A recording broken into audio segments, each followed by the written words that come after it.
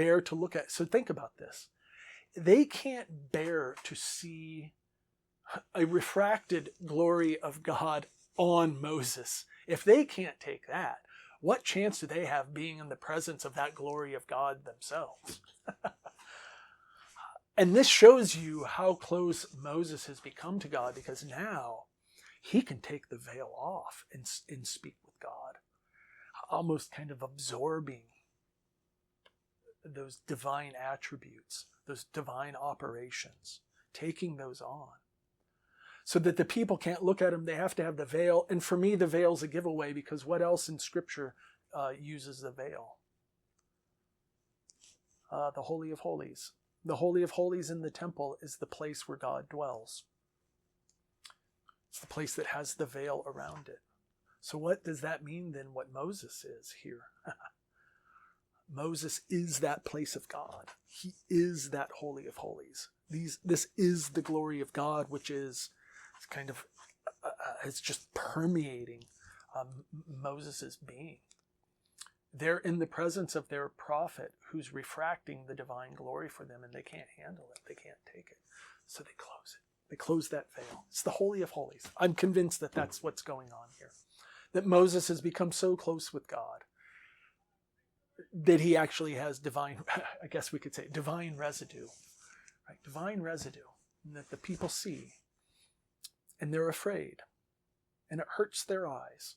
Which gives you some sense of why God would say, don't touch the mountain. Because if that's the place where God resides. Look, what's gonna happen to the Philistines when they touch the ark? They die.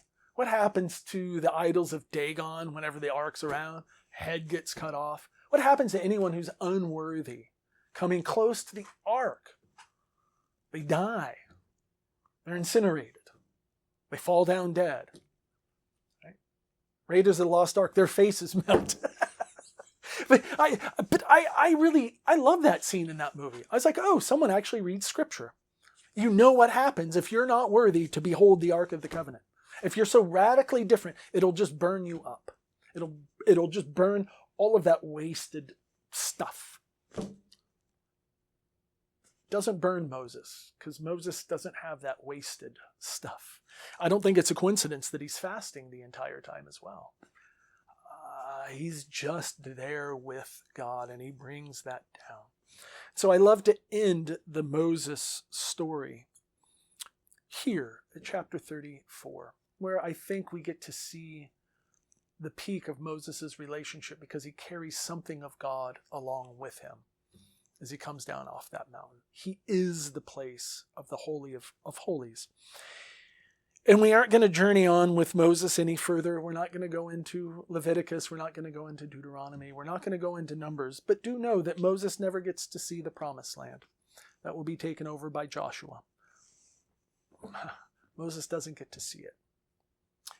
Which is really, you would think, that's an odd way to do for God to grant Moses this position of being prophet. But it seems to me in the Hebrew Bible, and we're going to get into this eventually with the David story, is that everyone plays some sort of role in Israel. Everyone plays some sort of role in Israel's relationship to God. What God is going to do with that relationship, we just don't know. I mean, it always pains me Moses isn't going into the promised land. That's left up to Joshua.